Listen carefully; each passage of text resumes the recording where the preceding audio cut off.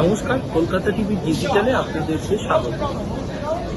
DA নিয়ে রাজ্য সরকারের পক্ষ থেকে একটি রিপোর্ট জমা করল সুপ্রিম কোর্টে। আগামীকাল অর্থাৎ বৃহস্পতিবার সুপ্রিম কোর্টে ডিএ মামলার শুনানি রয়েছে। তার আগে রাজ্যের পক্ষ থেকে এই একটি রিপোর্ট জমা করা হলো। সেই রিপোর্টে উল্লেখ করা হয়েছে যে 2009 থেকে 2016 সাল পর্যন্ত কম্পিউটার ব্যবস্থা না থাকায় সেই সময় কি পরিমাণে ডিএ বকেয়া রয়েছে এবং সেই ডিএ কত পরিমাণ বকেয়া রয়েছে এবং প্রাইস ইন্ডেক্স অনুযায়ী সেই ডিএ কত দেওয়া হয়েছে এবং কেন্দ্রীয় সরকারের সঙ্গে ডিএর ফারাক কত তা উল্লেখ করা হয়েছে।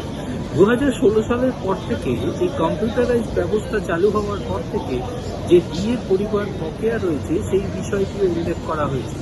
ইতিমধ্যে নতুন বিজেপি সরকার আসার পর রাজ্য সরকারি কর্মচারীদের ডিএ ঘোষণা করা হয়েছে এবং তা নির্দিষ্ট সময় থেকেই দেওয়া হবে বলে ওই রিপোর্টে উল্লেখ করা হয়েছে।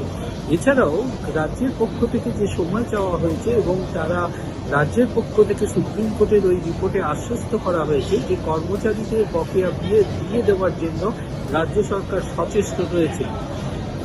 ওই রিপোর্টে উল্লেখ করা হয়েছে যে ইতিমধ্যে গ্রুপ ডি থেকে শুরু করে যে সমস্ত পেনশনাররা রয়েছেন তাদেরকে যে বকেয়া রাজ্য সরকারের প্রস্তাবিত ডিএ সেই ডিএ ইতিমধ্যে প্রদান করা হয়েছে। বাকি যে রাজ্য সরকারি কর্মচারীদের যে বকেয়া ডিএ রয়েছে তা নির্দিষ্ট সময়ের মধ্যেই দিয়ে দেওয়া হবে বলে এই রিপোর্টে উল্লেখ করা হয়েছে।